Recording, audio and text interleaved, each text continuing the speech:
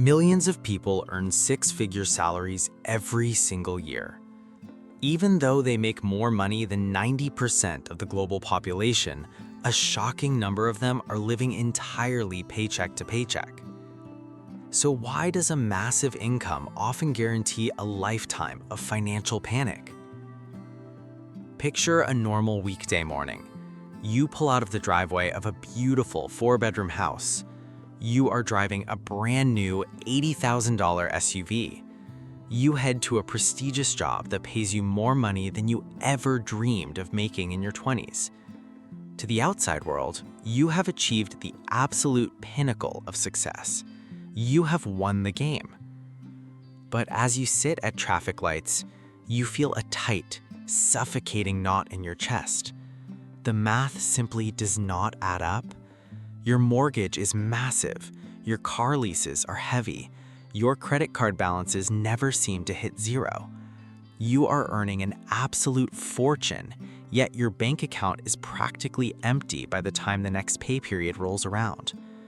You look incredibly rich to your neighbors, but you are one missed paycheck away from total disaster.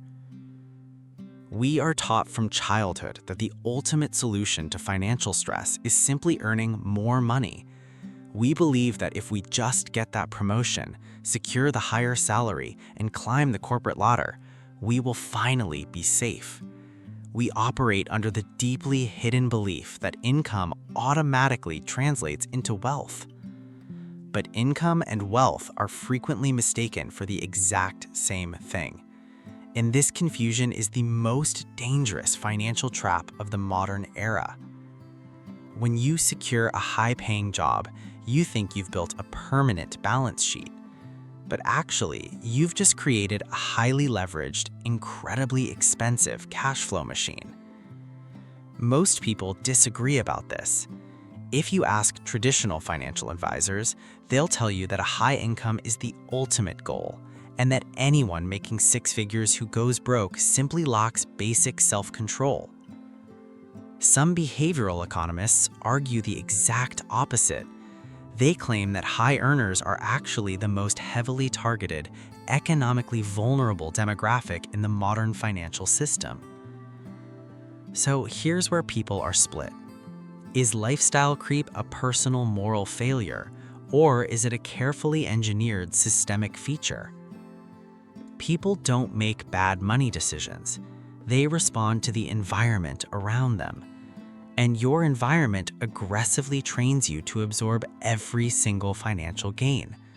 When you work tirelessly for a decade to double your salary, your ego and your physical exhaustion demand a reward.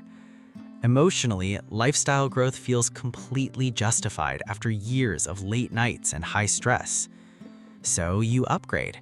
You move to the better neighborhood, but the better neighborhood requires the better car. The high-pressure job requires the premium vacations just to decompress from the stress of paying for it all.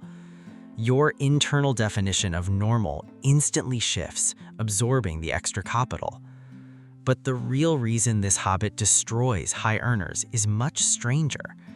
It's not just about keeping up with the Joneses. It's about how the financial industry views your paycheck. When your salary hits $200,000, banks suddenly roll out the red carpet. They pre-approve you for massive mortgages. They hand you premium metal credit cards with astronomical limits. You think they're rewarding you for your elite status. They're not capturing your future labor. To the global banking system, a high-income earner is not a peer. They're a highly reliable, incredibly lucrative corporate bond. The banks know that your fear of losing social status will force you to wake up and work 60 hours a week just to service the debt you took on to look rich. The biggest financial advantage isn't intelligence. It's which game you're playing. The high-earning middle class is playing a game of visual status. They want their peers to know exactly how successful they are, actively trading their cash flow for liabilities disguised as luxury. They're purchasing the appearance of wealth on layaway. But the truly wealthy are playing a completely different game. They know that income creates options today, but only retained wealth creates freedom tomorrow. They don't buy status symbols to prove their worth. They buy productive assets to buy back their own time. Let's slowly reveal the invisible forces holding this entire illusion together. The incentives of the corporate world demand that you look the part. If you're an executive or a high-end consultant, there's an immense, unspoken social pressure to drive the right car and wear the right watch just to signal your competence to clients. Your lifestyle is treated as a uniform. The structures of the modern tax code brutally punishes the high-income earner. When you earn your money through a traditional paycheck, you are taxed at the absolute highest possible rate before the money touches your hands. You're carrying the financial weight of the entire infrastructure, leaving you with far less purchasing power than the gross number on your offer letter implies. To most people, the psychological pressures of modern culture convince you that scaling back your lifestyle is an admission of failure. Downsizing feels like moving backward, triggering a profound loss aversion. But the probabilities dictate a ruthless truth. If your entire financial survival relies on you waking up and performing flawlessly every single day, you do not own an empire. You're just a highly paid cog in someone else's machine. True wealth is often less about effort and more about position. If you position yourself as a highly paid consumer, your effort will constantly be drained.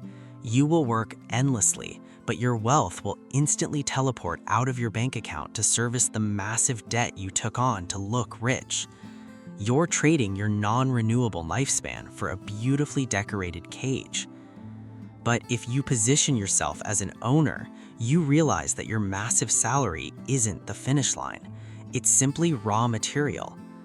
The modern wealth paradox is that people are earning exponentially more than previous generations while feeling just as financially vulnerable. The gap between appearance and actual financial resilience has never been wider.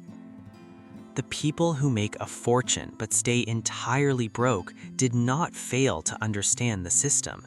They followed the system perfectly. They became highly productive, heavily taxed, infinitely reliable consumers. They gave their youth to the corporations and their capital to the banks. When you finally recognize this trap, the illusion completely shatters. You stop viewing a massive salary as a monthly license to consume. You realize that buying a more expensive life doesn't make you wealthy, it just makes you incredibly fragile. You see that true wealth is invisible. It's the money not spent, the luxury cars not leased, and the premium subscriptions canceled. It's the quiet, unbreakable confidence of knowing that if the paycheck stopped tomorrow, your life would barely change at all.